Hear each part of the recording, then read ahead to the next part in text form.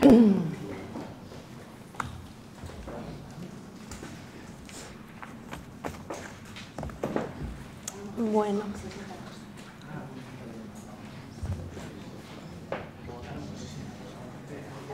Israel ahí.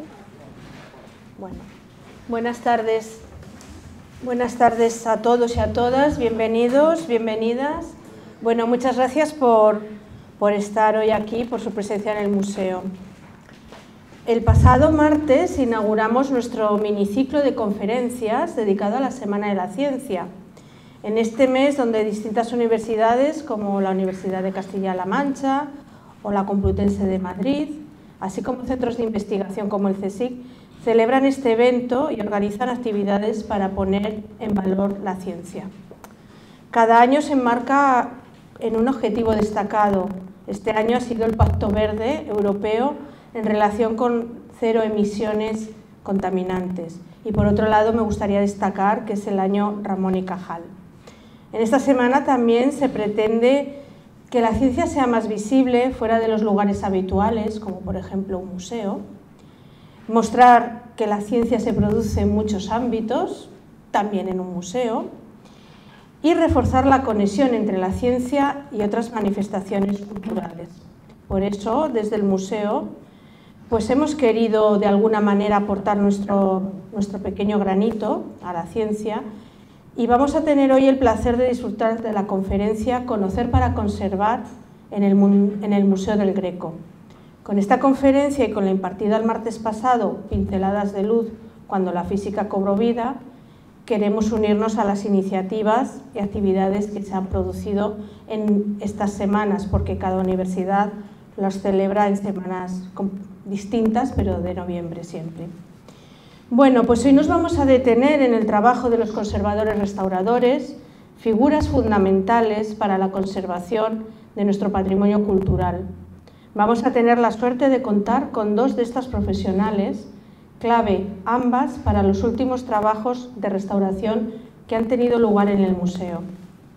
Voy a presentarles por orden de intervención y en ambos casos tengo la suerte de haber trabajado con ellas. En primer lugar, Esther Gil Chao, nuestra restauradora, la restauradora del Museo del Greco desde 2019.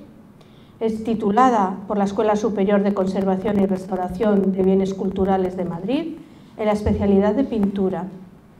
En el museo realiza labores de estudio, conservación y restauración de las obras de la colección permanente y también de las nuevas adquisiciones. Participa en la configuración del plan de salvaguarda y conservación preventiva del museo. Además, también realiza las labores de responsabilidad respecto a la conservación preventiva. Ha intervenido en distintas obras del museo y obras prestadas, como las obras de Luis de Carvajal y Pedro de Orrente, que procedían de Yepes y La Guardia. Ha restaurado obras de la colección, como el tríptico de la Crucifixión, atribuido a Luis Tristán, o el busto relicario, así como la talla renacentista de Santa Inés o el león medieval de piedra.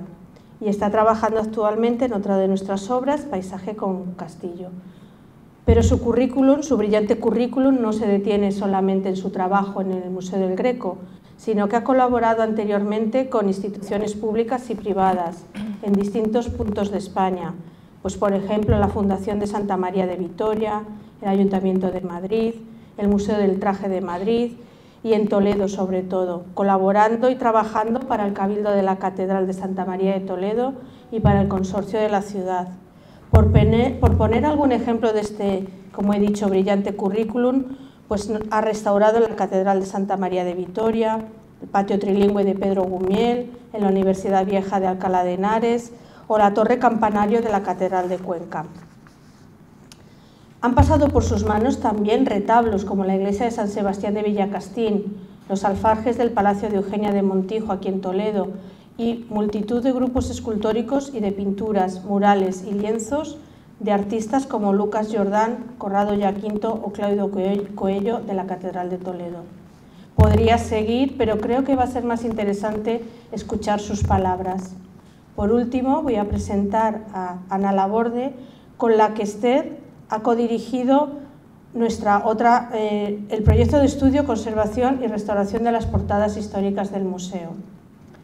Ana Labordes, titulada por la Escuela Superior de Conservación y Restauración de Bienes Culturales de Madrid, en la especialidad de Arqueología. Es también licenciada en Geografía e Historia, especialidad de Prehistoria y Arqueología por la Facultad de Filosofía y Letras de la Universidad Autónoma de Madrid. Es máster en Rehabilitación de Jardines y Parques Históricos por la Escuela Técnica Superior de Arquitectura de Madrid. Desde 1986 trabaja en el Instituto de Patrimonio Cultural de España, IPC, con lo cual ha vivido todos los cambios de nombre, ¿no? Más o menos, del Ministerio de Cultura y Deporte, como conservadora restauradora de material arqueológico y desde 1998 en el Departamento de Materiales Pétreos y Mosaico. Ha coordinado proyectos de intervención en bienes de interés cultural, como los monasterios de Santo Domingo de Silos, San Juan de la Peña, Santa María del Paular, Santa María la Real de Nájera, y las catedrales de Palma de Mallorca, de Burgos, de Sigüenza, de Santiago de Compostela y de Barcelona, entre otros. Durante 8 años ha sido la directora técnica del proyecto de conservación y restauración del Pórtico de la Gloria en la Catedral de Santiago de Compostela, que además es Premio de Patrimonio Europeo 2019 en la modalidad de conservación. Y desde 2019 forma parte del Consejo de Dirección en el Centro Internacional de Estudios para la Conservación y Restauración de Bienes Culturales, ICRON UNESCO. Coordina el Grupo de Trabajo de América Latina y Caribe en esta institución. Participa como experta en comités técnicos de normalización nacional y europeo para la conservación del patrimonio cultural y es miembro de la Comisión de Seguimiento del Plan Nacional de Investigación en Conservación. Bueno, su currículum es muy extenso, es una pequeña parte, igualmente el de nuestra restauradora. Y entre sus publicaciones destacan Criterios de intervención en materiales pétreos del proyecto Coremans IPC, Proyecto de evaluación del riesgo para la intervención de limpieza en conjuntos escultóricos en piedra policromada y la restauración del Pórtico de la Gloria, Catedral de Santiago de Compostela. Podría seguir hablando de los currícula de ambas conservadoras restauradoras, pero creo que es mucho más interesante escucharles a ellas. Muchas gracias, Esther, muchas gracias, Ana, por haber recogido el guante y haber aceptado esta invitación y teneros hoy aquí. Pasamos a escucharlas. Gracias.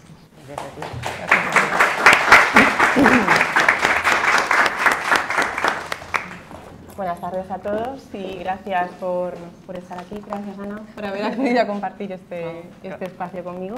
Gracias a vosotras por invitarme, la verdad es que es un placer estar aquí. Bueno, pues vamos a dar comienzo a esta charla. Yo quiero hablaros del trabajo diario de conservación y restauración que desarrollamos en el Museo del Greco. Y no sé si se me oye bien. ¿Sí? Sí. Vale. Y en principio quiero hacer hincapié en que en estos trabajos seguimos una metodología científica basada en el conocimiento preliminar y constante de las obras y de los conjuntos que tenemos en el museo, tanto de la colección permanente como del propio edificio. Como metodología científica trabajamos con diferentes especialistas de distintas disciplinas y esa colaboración es imprescindible y nos permite documentar el desarrollo de los trabajos y posteriormente seguir el control, seguimiento y difusión de estas actuaciones, que es principal para preservar la conservación de las obras, como digo. Voy a pasar un poquito de prisa en esta introducción porque creo que va a ser más interesante que las imágenes hablen por sí mismas. Entonces, bueno, voy a introducir brevemente por qué decimos que es una disciplina científica. Voy a utilizar un poquito como guía una de las últimas intervenciones que ha mencionado Rosa, que es la talla de Santa Inés, que acabamos de incorporar actualmente a la exposición permanente y que bueno, pues ha sido una de las últimas restauraciones que hemos podido realizar estudios más profundos y a través de estos ejemplos nos va a ir conectando con los resultados de los estudios sobre otras obras del museo y creo que va a ser muy interesante. Así que vamos de la mano con Santa Inés. y empezamos. Nosotros la primera toma de contacto con las obras es a través de un examen visual, un examen organoléptico que ya nos permite detectar una serie de características técnicas y respecto al estado de conservación.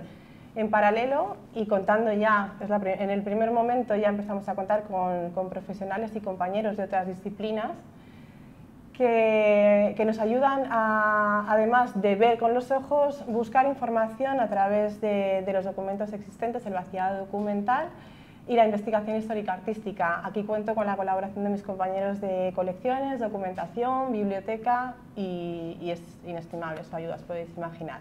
Además, bueno, el primer punto en el que tenemos contacto con la documentación de la obra es la propia base de datos con la que contamos en los museos estatales.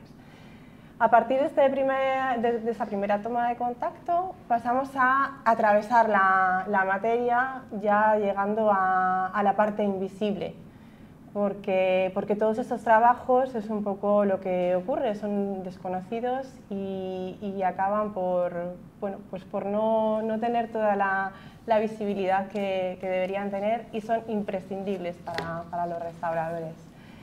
Y en último lugar, gracias a las conclusiones obtenidas de todos estos estudios, llegamos por fin a poder hacer una primera aproximación del diagnóstico del estado de la cuestión y elaborar una primera estrategia de actuación. Digo primera porque verdaderamente vamos adaptando esas soluciones a medida que vamos profundizando en ese conocimiento sobre las obras.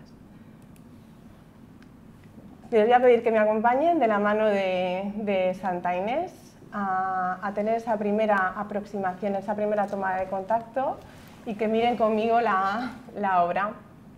Porque, bueno, pues trasladando una pregunta que me hicieron y volviendo quizá a la imagen primera, ¿cómo llegamos de ese estado de alteración al resultado final? Pues preguntándole a la pieza, básicamente, a la obra y investigando en sus lesiones. En este caso, en esta primera toma de contacto, he puesto esta imagen porque aquí ya veo yo muchas cosas. Vemos que hay varias capas, una aplicada sobre otra, que realiza detalles con mancha de color y posteriormente empastes con pincel sobre capas de dorado. En fin, aquí ya vamos intuyendo que tenemos un proceso de trabajo bastante complejo, laborioso y muy bien ejecutado. Vale. Con la ayuda de instrumental visual, con lupas y con luz incidente y rasante, vamos cambiando también con el tipo de posición de luz porque nos va a ir contando ya secretos de antemano. No sé si distinguen ahí las líneas incisas, eso es dibujo preparatorio. Claro, la Santa Inés lleva todo un manto de estofado de filigrana de oro imitando tejidos ricos. Y sobre esto imitan también los bordados de hilo de seda. Para marcar esos motivos de bordado de hilo de seda, tienen que en toda esa superficie de dorado poder marcar el dibujo donde va a ir cada uno de esos motivos.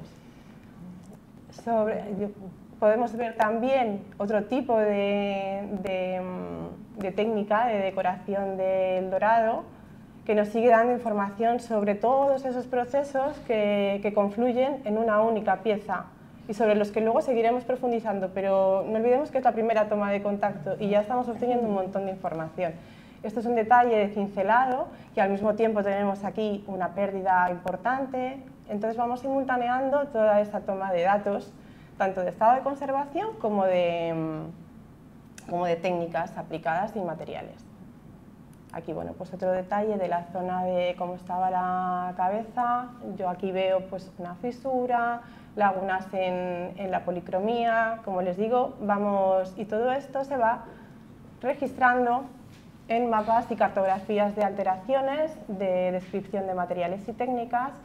Este tipo de trabajos los realizamos antes de abordar una intervención, pero también como trabajo habitual en el museo y dentro de los programas periódicos de control y mantenimiento y seguimiento del estado de conservación de las obras, especialmente cuando estas obras van a viajar. y van a viajar porque van a ser prestadas para exposiciones temporales, como es el caso de San Pedro en Lágrimas, que ahora mismo está de viaje en Milán. En esta diapositiva también hay dos detalles. Claro, aquí vemos sobre todo en este tipo de análisis, sí buscamos sobre todo posibles alteraciones o puntos débiles que tenemos que vigilar durante ese tránsito, durante el viaje y la estancia en otra institución. Aquí volvemos a esa colaboración que hablábamos al principio entre instituciones, entre ellas el IPSE y en este caso con otros museos y entidades privadas que hacen estos proyectos de exposiciones temporales. Aquí igualmente, como hemos visto en el caso del estudio preliminar antes de una actuación, se registran los datos nuevamente en cartografías, se hacen fichas e informes del estado de conservación y eso nos permite estar permanentemente al tanto de las necesidades de todas nuestras obras. Como digo, insisto, en especial cuando van a ser trasladadas porque implica un mayor riesgo para ellas y tenemos que adelantarnos a esas posibles necesidades. Este montaje me parecía especialmente interesante porque siempre vemos las obras o atendemos al anverso y sin embargo a los restauradores nos da mucha información los soportes. En este caso es un lienzo, pero bueno, podríamos irnos a una talla de madera o a cualquier otro tipo de obra. Y en este caso, pues observando simplemente el canto ya vemos que es una obra que ha sido reentelada y se ve la superposición de la tela antigua sobre la tela de forración. Aquí también se puede ver, vemos un poco el estado de conservación del bastidor porque en definitiva va a ser el esqueleto del lienzo y es importante que se mantenga estable y fuerte. Y este es un cuentahilos, es un instrumento que utilizamos los restauradores para profundizar en la tipología de tejido textil y es una lupita que nos dice la densidad de hilos por trama y urdimbre. Y también pues, nos da pistas a veces sobre la posible datación del tejido.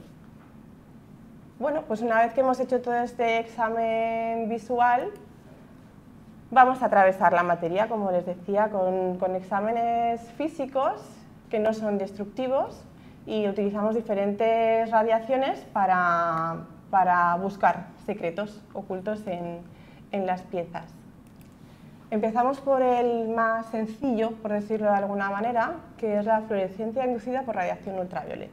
Volvemos a coger de la mano a Santa Inés y aquí en una primera observación de la obra con luz ultravioleta, pues nos chiva todas las reintegraciones que se realizaron en una restauración anterior, en el 2003, que sí que se intuyen a primera vista, pero sí nos ayuda a verlo más claramente.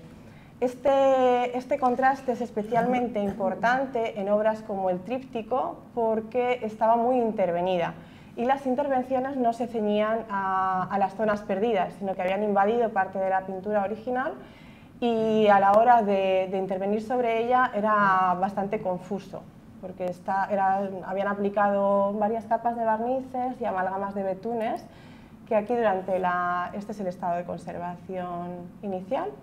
Aparentemente estaba bien, pero a medida que vamos buscando los detalles, y más en una obra de esta calidad, merecía mostrarse más acorde con su factura original. Este es uno de los detalles de las tablas durante la limpieza y es especialmente significativo los trabajos de limpieza sobre la figura del Cristo. Este tríptico además conjugaba dos técnicas porque en principio el Cristo central es óleo sobre lienzo y las pinturas laterales eran óleo sobre tabla.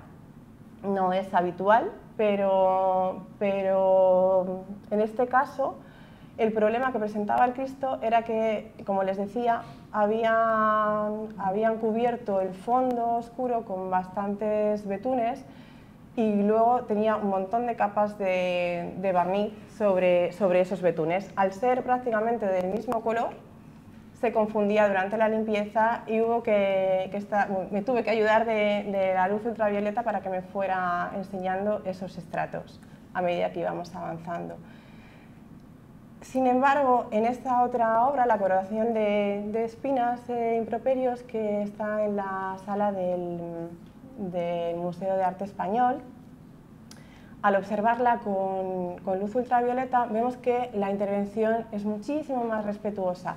Sí vemos una capa amarillenta de barniz, bastante transparente, incluso con radiación ultravioleta, muy homogénea, y únicamente vemos puntitos, no sé si los distinguen bien, que nos hablan de reintegraciones que se han ceñido exclusivamente a las pequeñas pérdidas que tenía la pintura, que en este caso no han sido ni siquiera estucadas porque probablemente no lo necesitaran, pero ha sido una restauración que sí ha seguido criterios actuales de intervención. Este es nuestro querido San Bartolomé y esta es una imagen en la que se ve restauraciones anteriores. Como muchos de ustedes seguramente sabrán, fueron restaurados al encontrarlos en San Juan de los Reyes.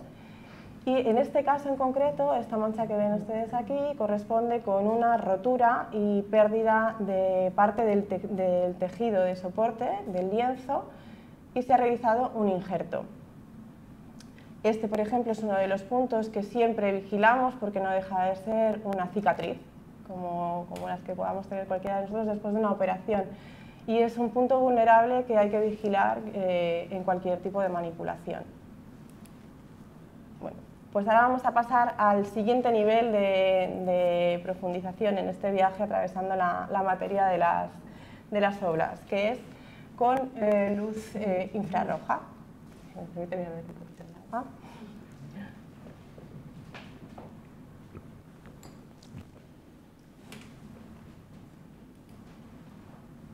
Vale, con la luz infrarroja lo que buscamos casi siempre es el dibujo preparatorio, pero también nos puede mostrar cualquier otra inscripción o enfatizar esas intervenciones anteriores. Yo estoy mostrando de forma separada los resultados de estos estudios, pero verdaderamente los tenemos sobre la mesa a medida que los vamos consiguiendo y vamos comparando unos con otros y con esa comparación pues vamos indagando cada vez más en lo que nos van contando las obras. Esta es una obra que tenemos en depósito en la Sala del Apostolado, es de la primera etapa del Greco y es de las poquitas, yo creo que es muy singular y es muy especial y además lo hemos descubierto hace poquito, gracias al estudio de infrarrojos. Sí conserva dibujo subyacente que ha sido realizado, lo vamos a ver en la siguiente, se ve con más detalle, que habría que investigarlo un poquito más, pero sí parece por la morfología del trazo y por la densidad de lo que vemos, sí parece aplicado con pincel. Y es algo muy especial porque a medida que va evolucionando y avanzando en su forma de pintar, va prescindiendo del dibujo preparatorio. De hecho, en las últimas obras, por muy complejas que fueran las composiciones, no se ha encontrado dibujo preparatorio o muy poco, porque ya va encajando con la propia mancha de color oscuro. Por lo tanto, pues además es un trazo muy peculiar, muy greco. Esta es la imagen que les decía, se ve aquí cómo encaja la zona de los árboles, las manchas principales del paisaje, la cruz. En la anterior no me he detenido mucho, creo que es muy bonita la parte de las rodillas, cómo encaja la figura en la zona de los brazos. La cruz continúa por aquí, ha habido una pequeña corrección con respecto a la pintura final. Y Por último, una de las obras estudiadas hasta el momento, que no las hemos podido estudiar todas con infrarrojo, ha sido nuevamente la coronación de espinas e improperios, que debido al periodo en el que fue realizada es mucho más fácil o más probable encontrar dibujo preparatorio, porque son obras que se realizan con la técnica, es una técnica mixta de óleo sobre temple. Hay una primera base de temple y algún retoque con óleo. Y al dibujar en temple es una técnica que no, al pintar el temple es una técnica que no permite correcciones, no se trabaja por capas o por veladuras como pasará después con el óleo, y entonces sí que necesitan tener esa configuración previa más terminada, ese dibujo más terminado, y son dibujos verdaderamente muy interesantes y muy bonitos. También es verdad que es otra forma de componer las figuras. Y hay más predominio del dibujo y de la línea que la mancha de color. En este caso se ve a uno de los soldados. Ha habido aquí una corrección con respecto al dibujo original. El remache de la coraza se baja un poquito con respecto al diseño inicial. Y aquí vemos cómo marcan un poquito lo que sería la zona de sombra con estas rayitas. Así. También ha sido aplicado este dibujo con pincel, a juzgar por la forma y por la densidad. Aquí marca las facciones. Y como podemos ver, en este cuadro, además, a simple vista, sí que se intuye la presencia de ese dibujo preparatorio, porque es de un color oscuro, es como si fuera una especie de grisalla, sin llegar a serlo porque no se cubre la mancha de sombra. Este es otro de los detalles de la misma obra. Y aquí vemos esas rayitas que veíamos en la zona de la mandíbula para marcarse la sombra que aplicarán después con la pintura. El encaje del brazo, los deditos y los pliegues. Además, en esta época los pliegues tienen bastante complejidad, son muy angulosos, y esas líneas de encaje son muy definitorias de lo que va a ser el resultado final. Pasamos ya al nivel más alto, quizá, que nos permite profundizar más allá. Traspasa todas las capas, que es la radiografía, los rayos X. Estos, bueno, no lo he dicho, los estudios de ultravioleta de infrarrojo sí que los hemos podido realizar en el museo, aunque algunos ya se habían realizado en actuaciones anteriores desde el IPCE. Que bueno, en verdad estamos siempre en casi permanente colaboración. En este caso ha sido con el Departamento de Piedra, pero también de pintura y de documento gráfico, porque es un soporte precisamente para toda esta parte más técnica y más científica. Y evidentemente, en cuestión de hacer estudios radiográficos, solo podemos hacerlo ahora mismo o con ellos o también con colaboraciones que han existido con el Prado. En este caso he querido poner esta imagen, que es de Pentecostés, de ahora del Pentecostés de Herrera el Viejo.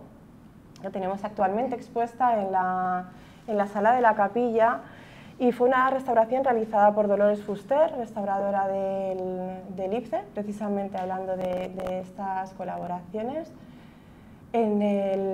Volvió ya al museo en 2020, pero estuvo en el IPCE, si no recuerdo mal, desde el 2016. Y verdaderamente fue curiosísimo lo que se descubrió en la radiografía y se fue constatando después durante la actuación.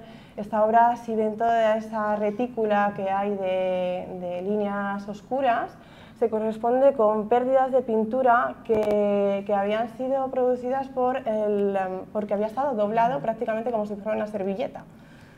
Entonces había perdido, al doblar ese lienzo de grandes dimensiones, había perdido pintura y preparación en todas esas dobleces, sufriendo muchísimo. La verdad es que fue un trabajo de restauración espectacular, y pueden verlo, como les digo, en la sala de la capilla. Aquí tenemos el estado inicial, muy amarillenta la imagen por la densidad de los barnices oxidados, pero como pueden apreciar no se veía a simple vista y ni siquiera con el primer examen visual exhaustivo se podía intuir, porque sí que las reintegraciones generalmente cuando conllevan aplicación de estuco tienen una textura diferente, especialmente las restauraciones antiguas. Pero verdaderamente no era un daño evidente, y más teniendo en cuenta lo agresivo que había sido ese proceso de doblar. Aquí muestro esta radiografía del Salvador, una de nuestras principales obras maestras de nuestro querido Greco, que a mí me parece magnífica esta imagen, y nos muestra, sobre todo si la comparamos con los apóstoles que forman parte del apostolado que tenemos aquí en el museo, nos cuenta varias cosas, tanto de la técnica como del estado de conservación. Aquí vemos también reintegraciones, principalmente en este caso no son reintegraciones de soporte, pero sí de estuco y de capa pictórica, pero sí vemos una densidad bastante grande dentro de los daños que sufrieron en las pinturas o las obras que conforman el apostolado. Una de ellas fueron las antiguas restauraciones que habían hecho limpiezas muy agresivas, y se había perdido gran parte de la materia pictórica, sobre todo porque en este caso las veladuras son muy sutiles, y si no se tiene especial delicadeza con ellas son capas que desaparecen prácticamente al instante. Las primeras restauraciones, mejor dicho, las restauraciones de principios de siglo, utilizaban productos bastante agresivos, y las veladuras han sufrido muchísimo. Sin embargo, en el caso del Salvador, no se aprecia, por la densidad que nos muestra la radiografía, no se aprecia apenas que haya habido esa pérdida, al contrario. Tampoco vemos ningún cambio de composición, pero sí la vemos en San Juan. Y como les decía, precisamente en estas obras ya de la etapa más, podemos decir casi de su última etapa, en verdad seguimos sin tener dibujo preparatorio, pero sí teníamos líneas de encaje. Aquí sí vemos en la cara de San Juan como un pequeño cambio en el ojo, un pequeño cambio en la boca. Y eso se aprecia porque el cambio se produce no del dibujo a la pintura, sino entre varias, es el arrepentimiento, ¿no? No es muy marcado como pasa en otras obras, pero hay una sutileza ahí de cambio de composición. A mí la verdad es que estas imágenes me encantan porque nos trasladan un poco al momento de factura de la obra, y nos imaginamos al Greco haciendo estas maravillas. En el caso de San Pedro, aquí también vemos esta mancha que yo creo que seguramente ya lo pueden identificar como lo que hemos comentado de intervenciones anteriores. He de decir de todas maneras que en la primera restauración que se realiza en el Prado por Cubels, la forración, que en algunos otros casos puede ser dañina, en esta ocasión salvó las obras, y estos injertos, que probablemente hoy se pudieran haber hecho mejor, en ese momento tanto el rentelado como los injertos y reintegraciones han permitido que podamos disfrutar de las obras hoy en día. Volviendo a esos posibles arrepentimientos, esta dualidad de líneas, que es verdad que puede coincidir un poco con una luz que vamos a ver, que se ve aquí, en verdad yo creo que sí que puede ser una pequeña corrección, no tanto un arrepentimiento, pero sí una corrección del encaje. En San Pedro vemos también la misma densidad que no vemos en San Judas. San Judas además es uno de los apóstoles que muchos de los expertos consideran que está en un proceso intermedio de ejecución, y puede corresponderse porque sí que es cierto que la densidad, como ven, de la materia pictórica es menor que en las obras de San Pedro y del Salvador, que sí que se consideran terminadas, pero ahí también podríamos volver a plantear sobre la mesa la hipótesis de que haya podido ser pues, víctima de una limpieza más agresiva, porque es algo que nos encontramos muy habitualmente y en la que, como decía, se pierden bastante materia de las capas de acabado de veladuras. Ya digamos que hemos finalizado esa primera fase de aproximación y profundizar la materia con estudios físicos no destructivos, y ahora pasamos a desgranar ya lo que es en sí la composición y lo que forma la materia, su esencia física. Empezamos con los análisis químicos. Decimos que son microdestructivos porque requieren sí o sí de una toma de muestra. Generalmente los restauradores intentamos hacer un programa previo de selección, intentando tomar esa muestra del menor tamaño posible y de una zona que sea lo más significativa posible, pero al mismo tiempo lo menos evidente y lo menos traumática para la pieza. Y si es posible, si ya hay un desprendimiento, pues evidentemente se aprovecha esa micromuestra. En este caso volvemos a nuestra Santa Inés. Aquí muestro una de las cartografías que se incluyen en la documentación final de todas las actuaciones que se han realizado, y donde se marca la toma de muestras, porque va a ser muy significativo de dónde se haya extraído para luego poder verdaderamente valorar los resultados obtenidos. En las micromuestras lo que buscamos, nos planteamos varias preguntas a las que verdaderamente casi siempre nos contestan. El estudio estratigráfico, es decir, la secuencia de aplicación de las capas que configuran la obra, desde el soporte hasta los revestimientos de protección, incluyendo los posibles añadidos que puedan tener, incluso subproductos de alteración. Por otro lado, dentro de esos estratos desgranamos la composición de cada uno de ellos, atendiendo a la naturaleza de los pigmentos, aglutinantes en el caso de la pintura, composición de un material pétreo, como veremos también.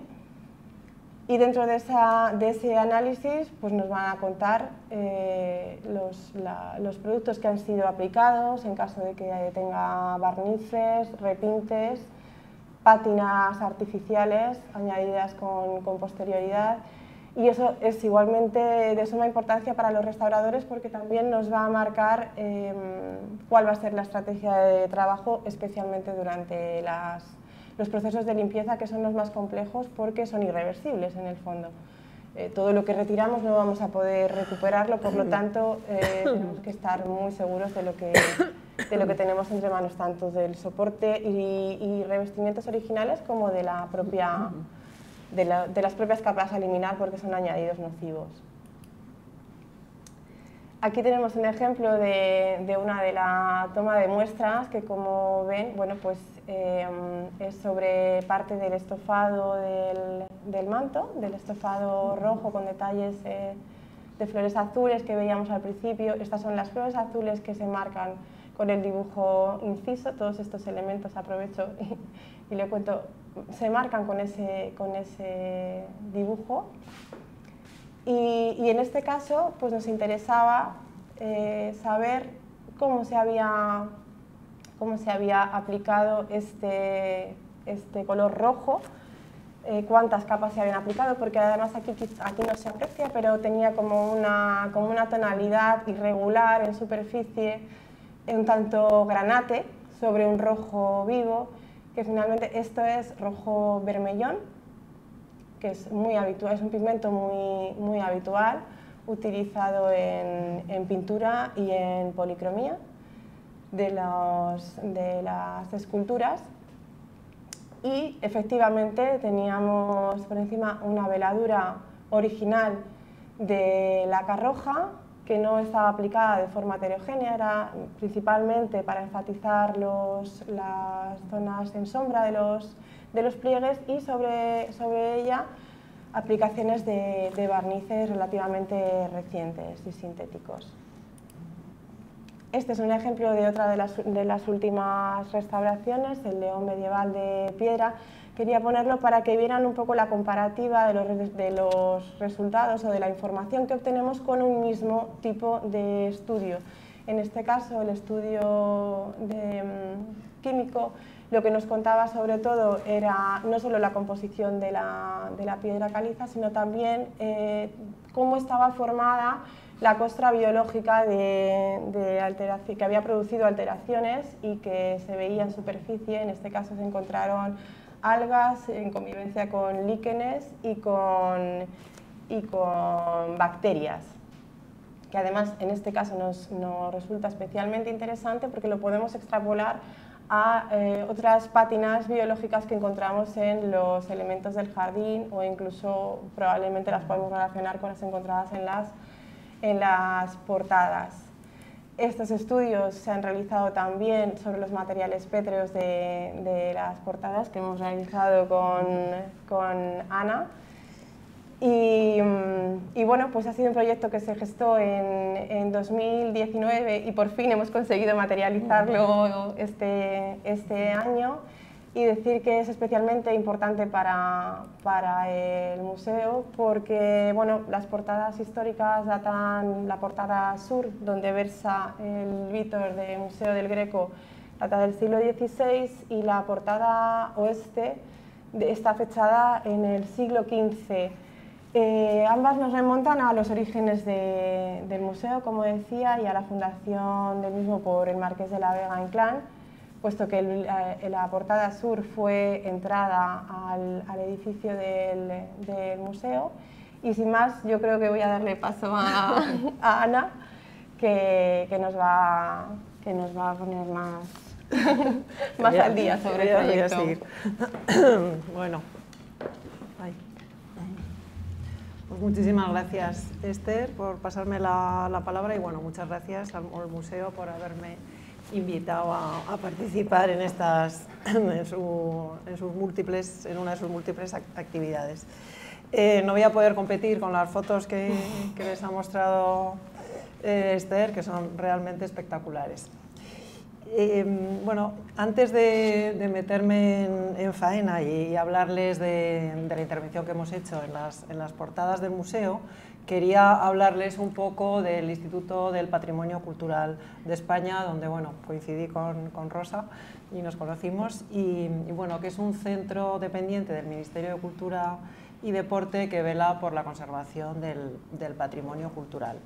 Este centro bueno, y trabaja no solo para los bienes de patrimonio estatal, sino que presta asesoramiento y colabora con las comunidades autónomas a través del Consejo de Patrimonio. Este centro surge a partir de un Instituto de Conservación y Restauración de Obras de Arte, el ICROA, que se funda en el año 1961, del Servicio de Información Artística y Arqueológica y Etnológica, que era un fondo documental, del Centro de Restauración de Libros y Documentos, que estaba en el Consejo de Investigaciones Científicas, y de las dos subdirecciones del entonces Ministerio de Cultura, la de Monumentos y Arqueología. Se plantea la necesidad de crear un centro moderno pues, que siga las pautas de otros países, de Italia, de Francia, y que respondiera a lo que era en ese momento la conservación del patrimonio, que antes el restaurador era un personaje pues, más ligado a la tradición, a la artesanía, encerrado en su taller, que mantenía sus secretos, que trabajaba con muy poco apoyo analítico y basándose sobre todo pues, en su propia experiencia y en su intuición. Adivinaba lo que pasaba en las capas más internas de la obra, pero sin tener ese apoyo científico analítico que que ahora tenemos, ¿no? Entonces se crea agrupando todos esos diferentes departamentos e instituciones. En el año 1985 se crea el Instituto de Conservación y Restauración de Bienes Culturales y se trasladan todos esos departamentos a lo que llamamos la Corona de Espinas. Un edificio circular que también con la idea un poco de colaboración interdisciplinar entre los diferentes profesionales que son necesarios para acometer los proyectos de conservación-restauración.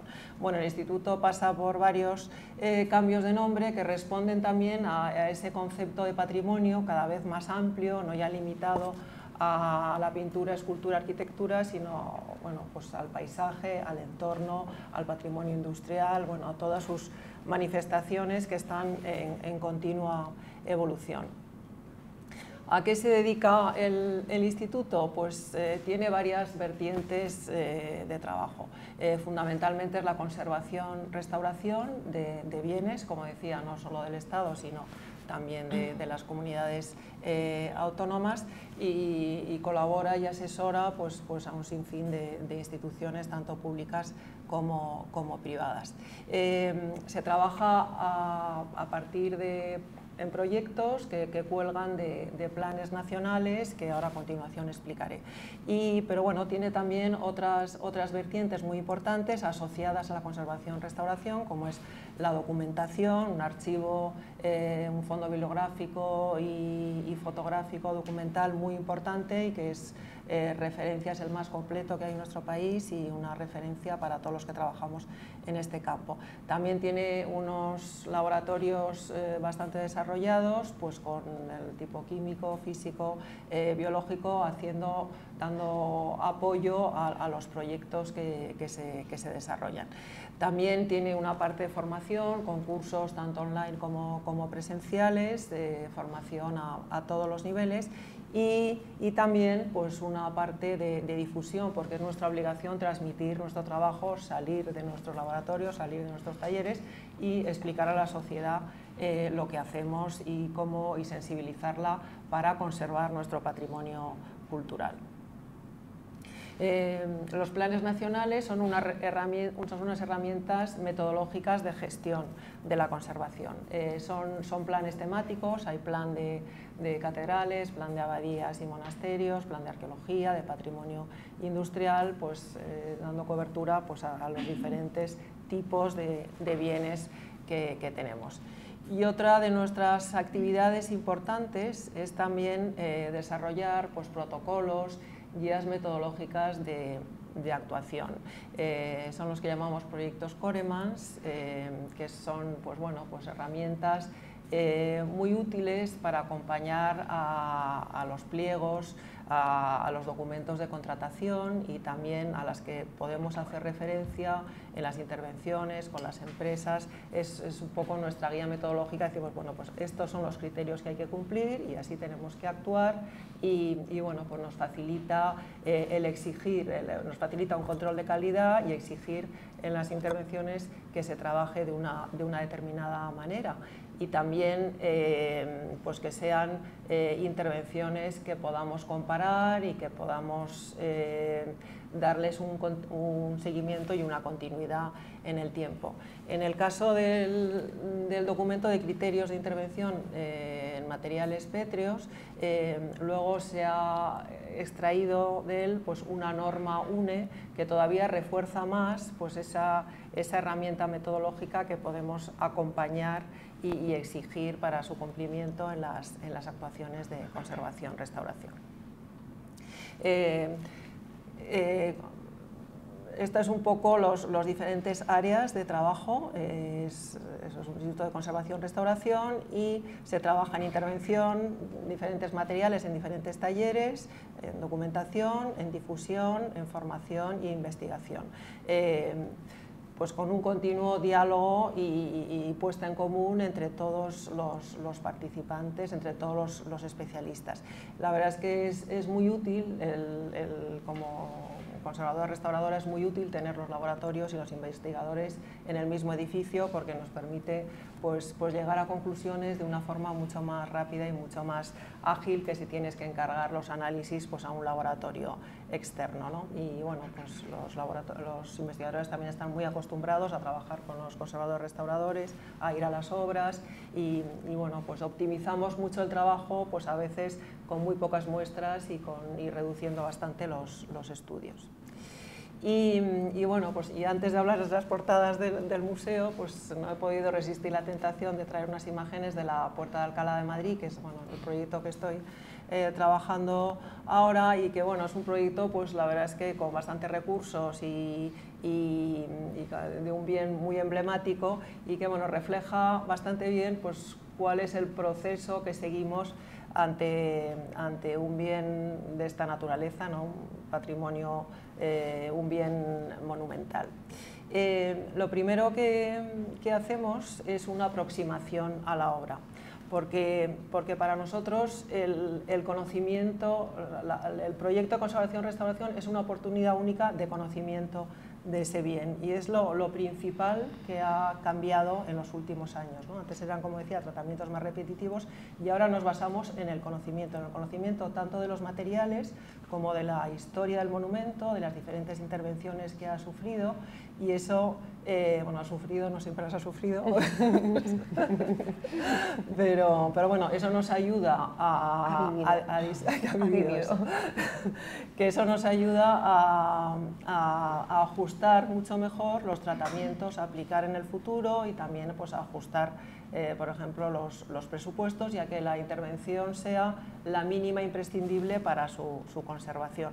Porque cada vez intentamos centrar las actuaciones más en el conocimiento y en la preservación, tratando de que lo que aplicamos y lo que intervenimos, que siempre es una acción agresiva para la obra, ¿no? Pues estamos retirando elementos, pues tratar de que sea lo mínima posible. Entonces, bueno, pues primero hacemos una aproximación a la obra, en este caso, pues nos puso el ayuntamiento una grúa y ya cuando nos acercamos nos pusieron los pelos de punta viendo cómo estaba aquello, que la verdad es que desde abajo no te fijas, no aparece. Bueno, el ayuntamiento ya se había alertado de que estaba en mal estado porque durante Filomena se había caído un fragmento y entonces ya estaban desde entonces con la idea de que había que hacer un proyecto de restauración.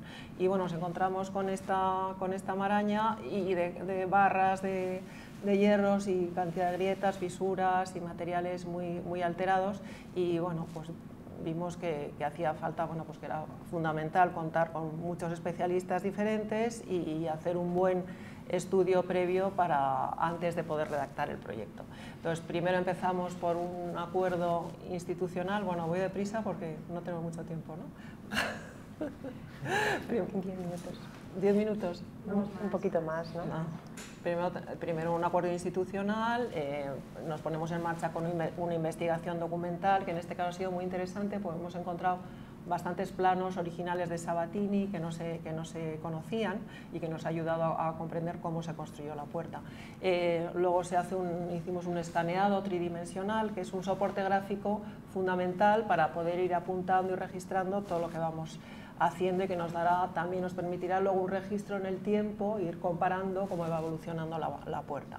Y luego esto es antes de poner los medios auxiliares y a partir de este momento pues ya tomamos muestras y bueno, con todas las diferentes técnicas de examen y análisis para identificar los materiales, las alteraciones, también se hicieron catas en la cubierta para ver en qué estado estaba y estudiar pues todas las lesiones estructurales que veíamos a simple vista. Fueron necesarios, bueno, ahora veremos en la foto siguiente.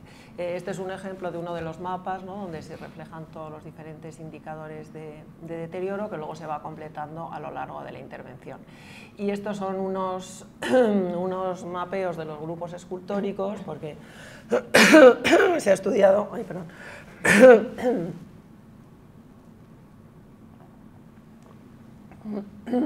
Se ha estudiado el despiece que tenían, cómo estaban construidos y se han aplicado en este caso técnicas mediante examen con ultrasonidos y con magnetometría para tratar de localizar los anclajes internos de metal que tenían.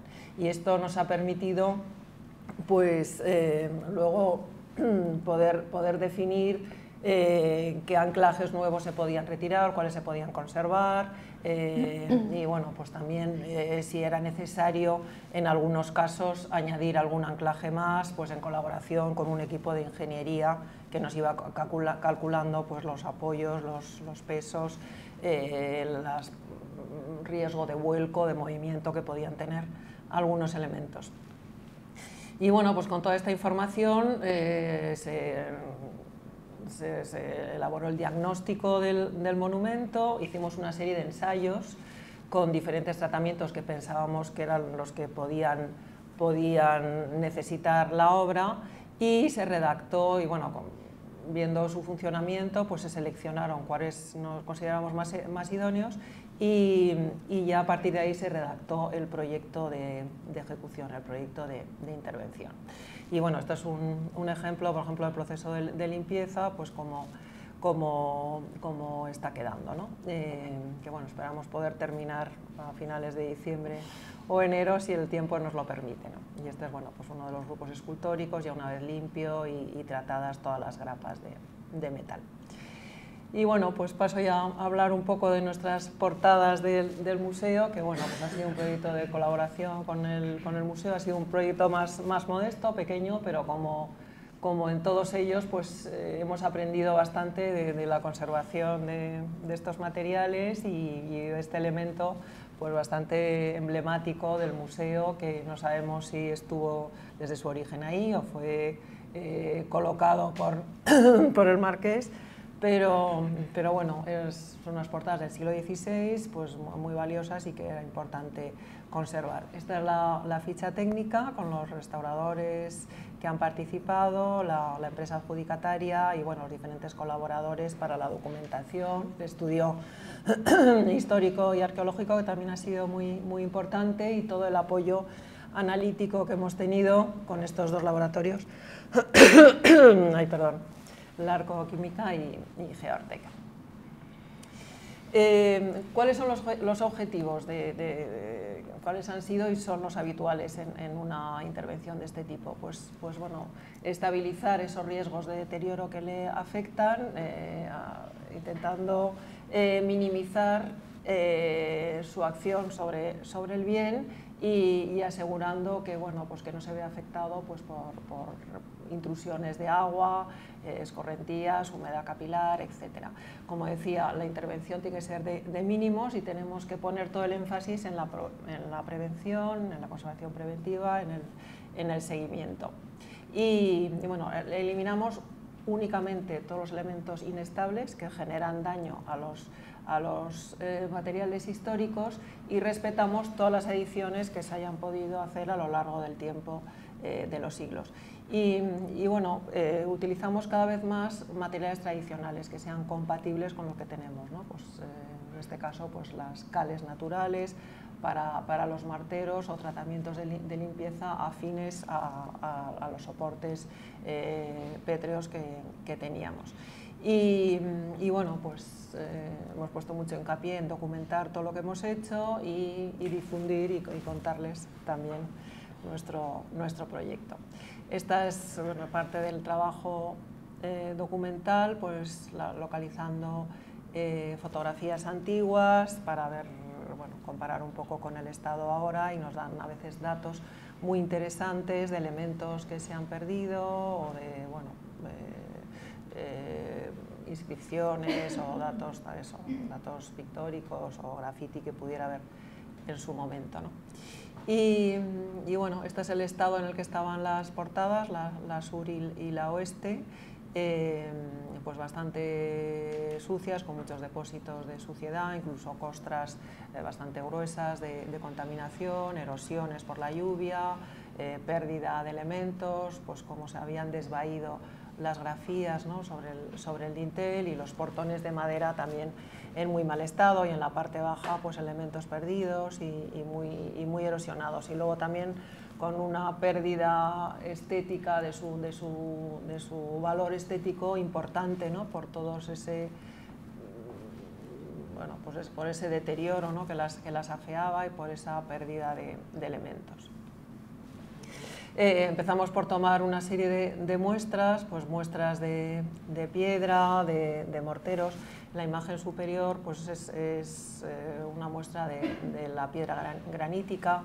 El analizarla nos sirve para bueno, conocer en profundidad qué elementos tenemos que retirar. Ahí identificamos sales, identificamos depósitos y costras, y también podemos llegar a identificar la procedencia de la piedra, que nos puede ayudar si tenemos que reponer algún elemento para colocar una piedra similar. La otra imagen es de depósitos que encontramos, bueno, depósitos intencionados, históricos, a base de yeso, cal, oxalatos de calcio, con los que decoraban y también conservaban y protegían este tipo de obras, ¿no?, este tipo de portadas, y que son habituales en la ciudad de Toledo. Los hemos encontrado en otras intervenciones, por ejemplo en el Museo de Santa Cruz. Aquí abajo pues una imagen del biodeterioro que afectaba a alguna de las zonas. Son todas imágenes de microscopía electrónica, que es una técnica muy útil, microscopía electrónica de barrido, que la verdad es que con una muestra mínima nos da muchísima información, no como pues hace años que teníamos que tomar unos testigos de piedra muy importantes, taladrar el monumento y hacer, bueno, pues un daño físico importante que ahora mismo pues ya no es necesario. Esta es la otra portada. Aquí esta es una muestra de piedra caliza, que es una caliza dolomítica, también con unos recubrimientos a base también de yeso, de cal y de tierras que la decorarían en su momento. Este es un mortero de cal, restos de un mortero antiguo, y aquí un mortero de cemento bueno, pues de reciente aplicación. Todo esto se refleja en mapas, en unos mapas, y bueno, pues estas son las técnicas que utilizamos, y bueno, seguimos también unos códigos de terminología para poder hablar todos el mismo lenguaje, que esto es importante. Y aquí algunas imágenes pues de detalle de las alteraciones. Había también una serie de cableados, pues muchos parches de cemento, estos pináculos estaban bastante inestables, alguno con riesgo de desprendimiento, y aquí un detalle de cómo estaba el granito, ¿no?, de erosionado, de perdido, también este escudo que está dentro del frontón. Y bueno, estos son detalles de la otra portada, también los pues, escorrentías, costras y biodeterioro, los capiteles que tienen una labra muy fina, la verdad es que preciosos, pues como el nivel de alteración que tenían. Este es el detalle de uno de los patinados que los cubrían. Y aquí la parte baja, pues con estos parches de cemento, las zonas perdidas que bueno, pues, ponen en riesgo un poco la estructura de la portada, y por impactos, al estar ahí en la parte baja y al borde de la calle, pues todos estos morteros se han ido perdiendo y cayendo con el tiempo. Aquí algunas imágenes de los portones. Los portones también a lo largo de los siglos pues habían ido revistiendo diferentes capas de pintura, de barnices, de acabados, y se han estudiado y se han tratado tanto por el exterior como por el interior.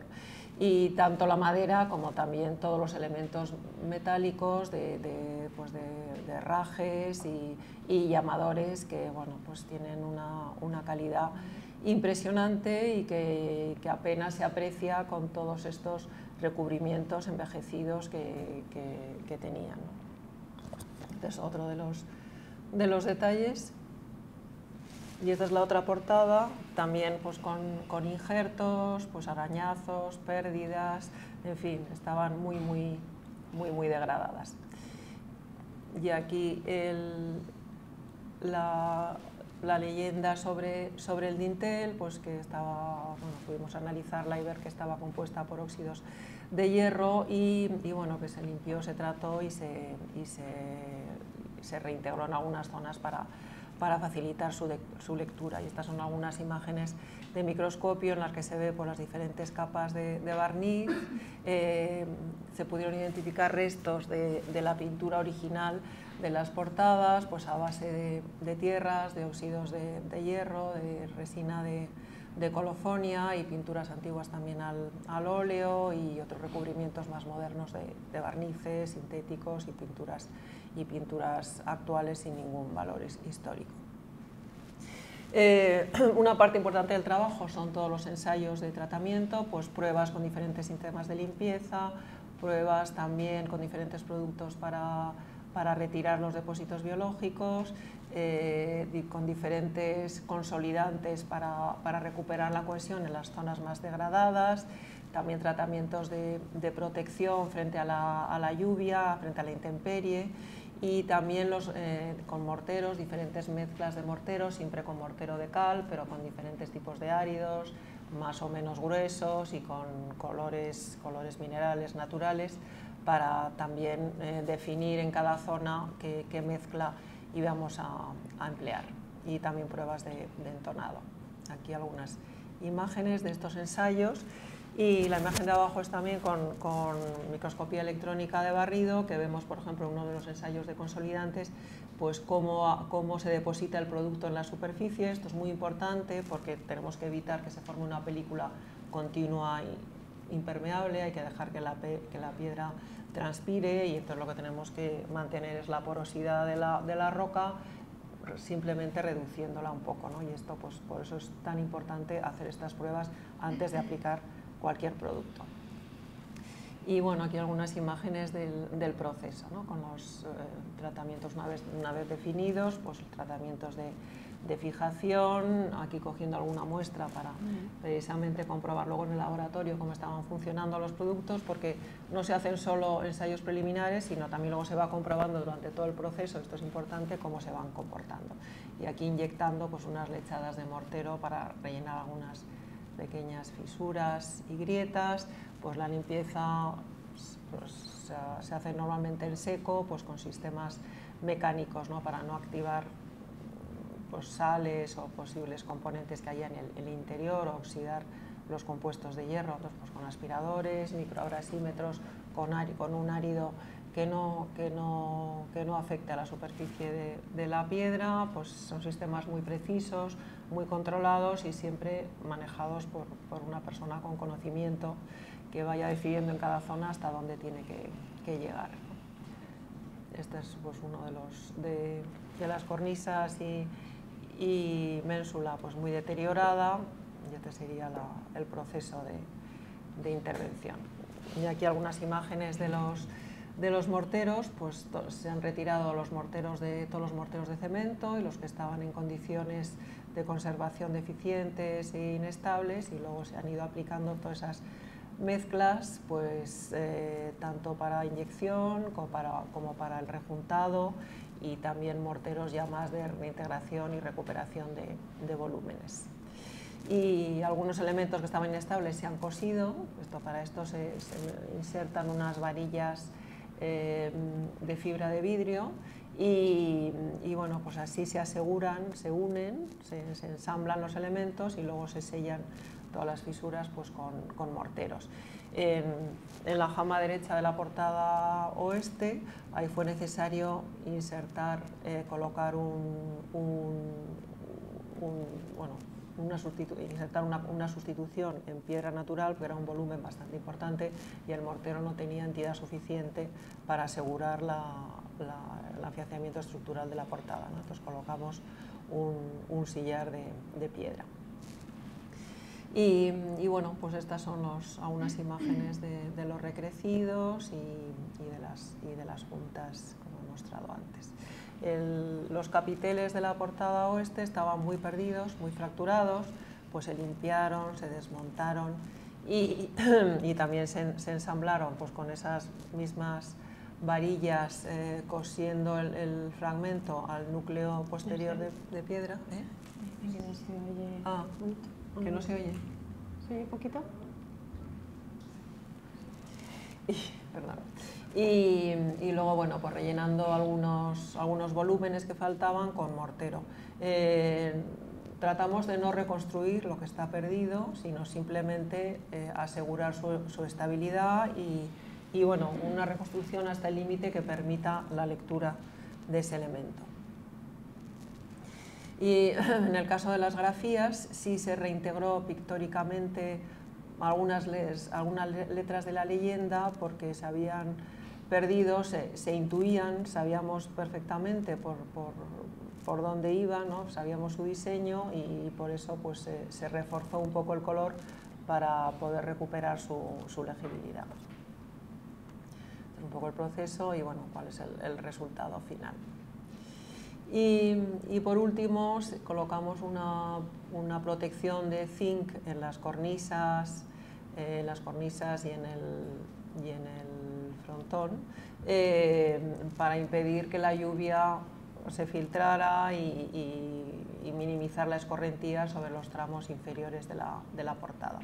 Pues bueno, por un experto en este tipo de trabajos se ha colocado de forma que tiene un mínimo impacto visual en las portadas.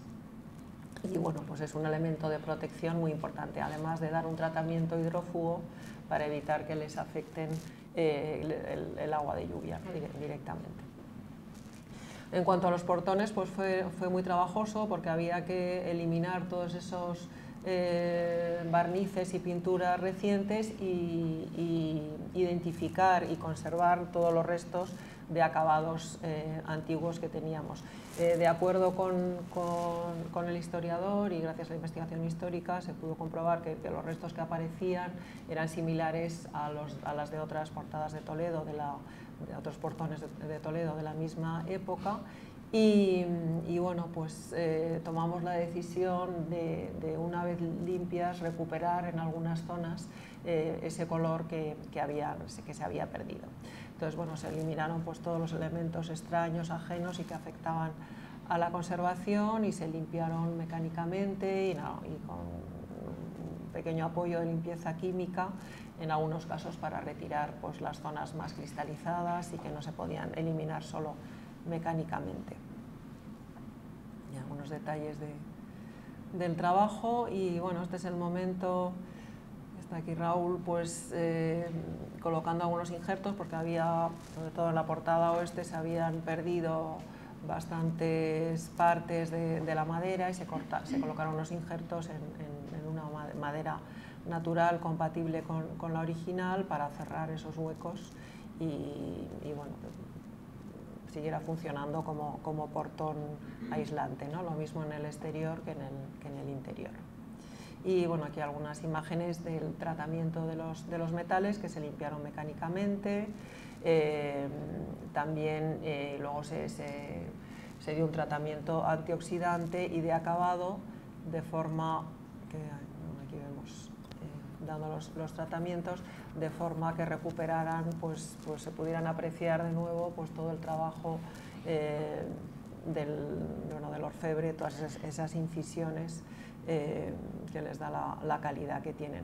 He puesto otras imágenes que no son totalmente finales, pero es que todavía está en proceso de elaboración la memoria final y no nos ha llegado toda la documentación. Estos son aquí restos que se ven un poco de la pintura antigua. Y bueno, este es el resultado final de las portadas, la imagen final que espero que la puedan disfrutar todos ustedes. Perdón por haber ido tan rápido, pero vamos, que le doy a Rosa la cara, que vamos muy mal de tiempo, ¿no? Y también por dejar algo de espacio, alguna pregunta por si quieren hacer. Y bueno, pues excepto ya faltaría la conservación preventiva, ¿no? Sí, bueno, simplemente que creo que lo podemos hablar casi juntas. Perdón, que me he pasado de anterior. Pero, bueno, iba a hablar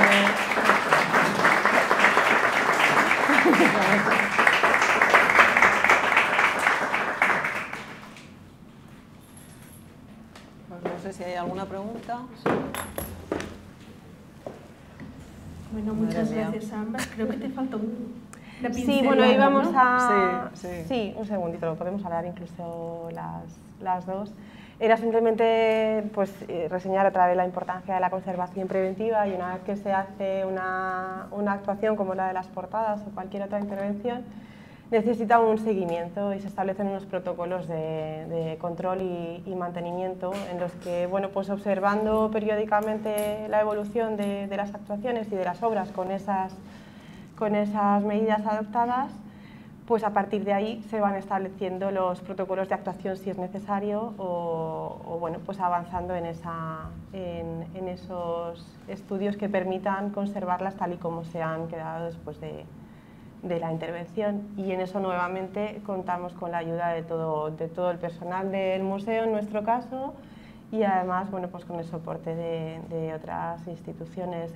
Quiero recalcar la importancia de la difusión en la conservación preventiva, por eso aparece uno de los compañeros también al lado de los elementos arqueológicos del jardín, que además ha habido un proyecto recientemente de puesta en valor, y es muy importante porque pasaban prácticamente desapercibidos. Es un ejemplo claro de lo relevante que es esa difusión y conocerlos y señalar que están ahí y la importancia que tienen para que todo el mundo lo valore y aprenda a conservarlo, como, bueno, pues como las portadas o el zócalo, porque en este museo son tan importantes las colecciones como el propio conjunto arquitectónico, que, como saben, pues cuenta con la catalogación de monumento y es un bien de interés cultural, como todas las obras que custodiamos en él.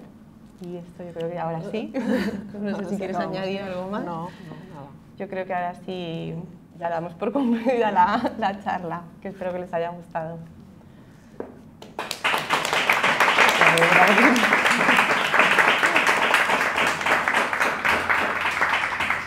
Bueno, muchas gracias Ana y Esther. Ha sido un paseo magnífico por el mundo de la restauración y la conservación, además in situ, con lo cual, bueno, pues al Museo del Greco le enorgullece no tener estas profesionales trabajando para nosotros y en tu caso también para el IPC. No sé si hay alguna pregunta para cualquiera de nuestras dos ponentes.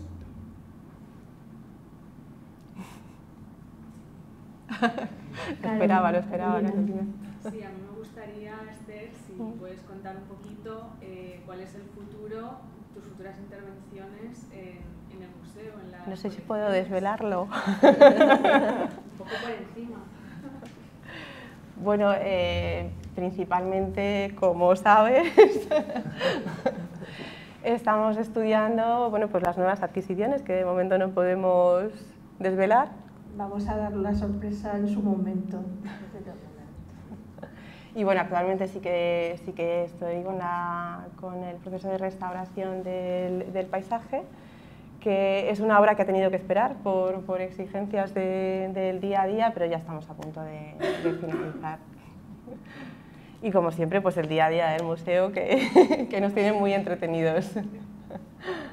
Con los montajes también de exposiciones, porque igual en este museo la verdad que colaboramos todos, y como restauradora también soy en parte responsable de comprobar el estado de conservación en el que llegan obras en préstamo y estar pendiente de su evolución durante su estancia aquí.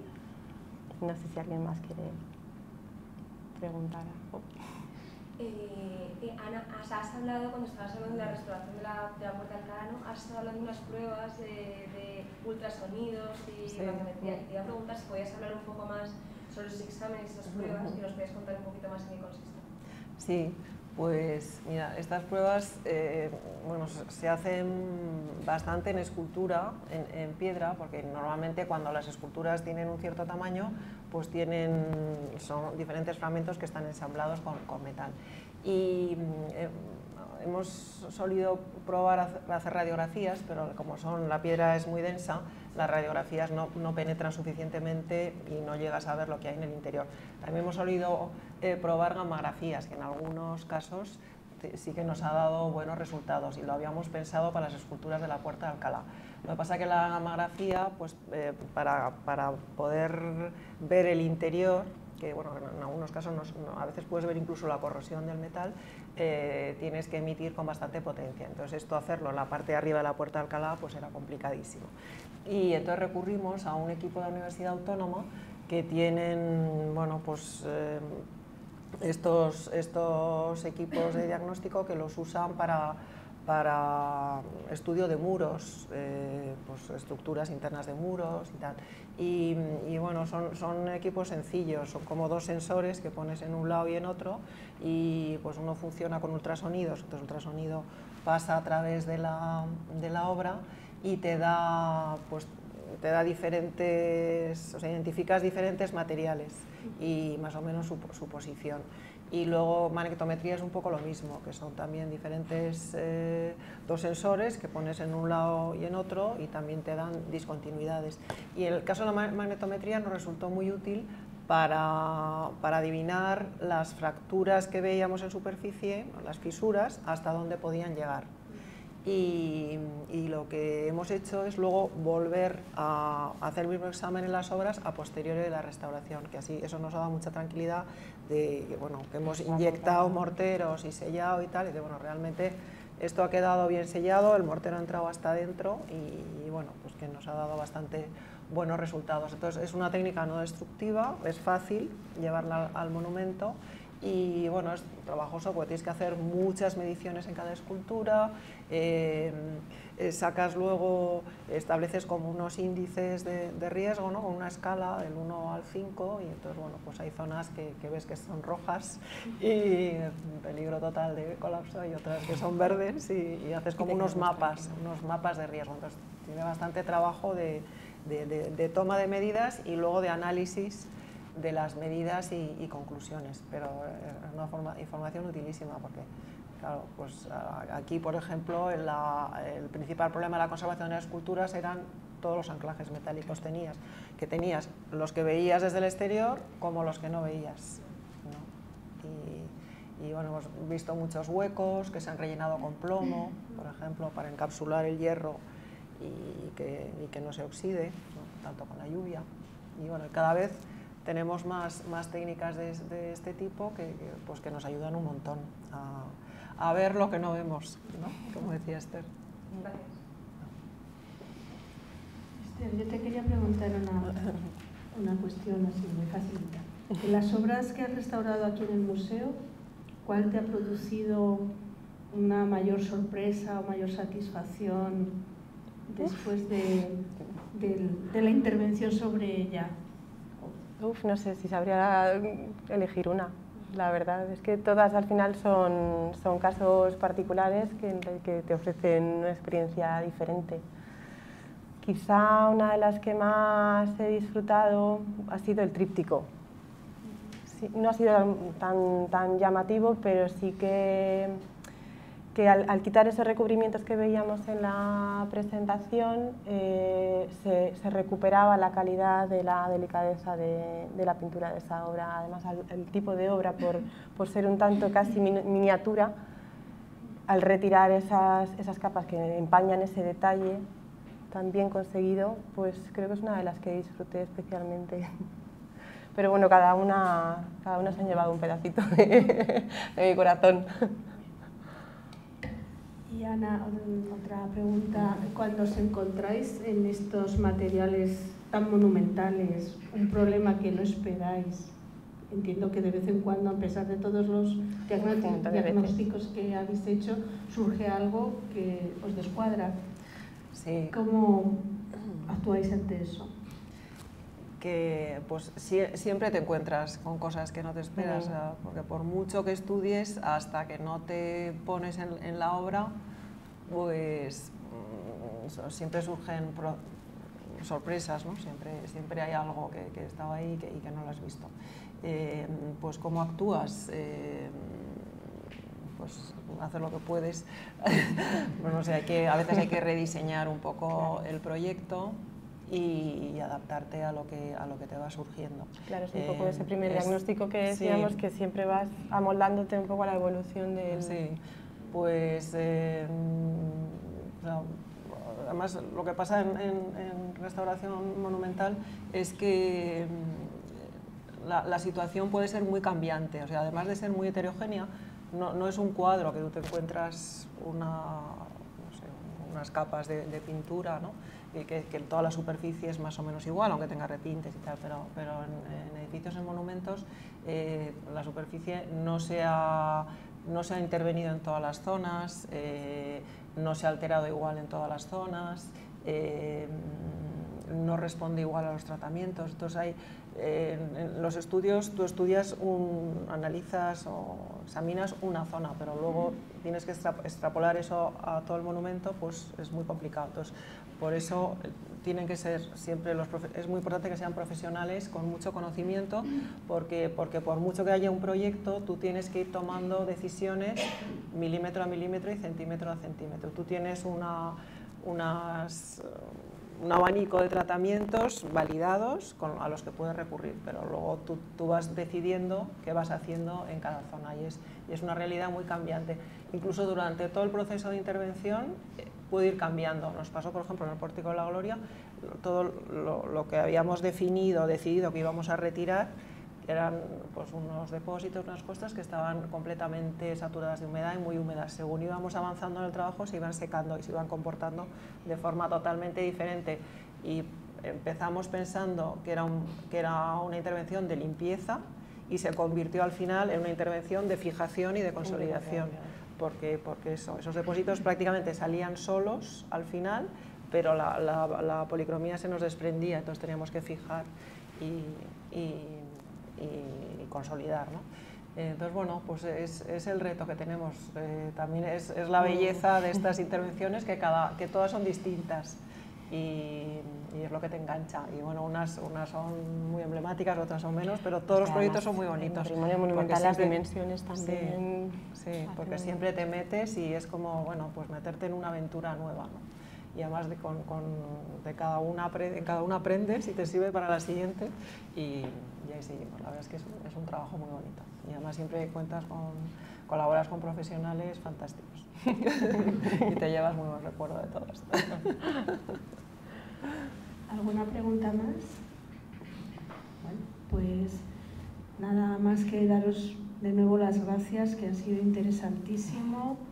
Y que bueno, esperamos contar en otro momento también con vuestras aportaciones, y gracias también porque ha sido la Semana de la Ciencia para demostrar que en los museos también se realiza ciencia con el patrimonio cultural igualmente.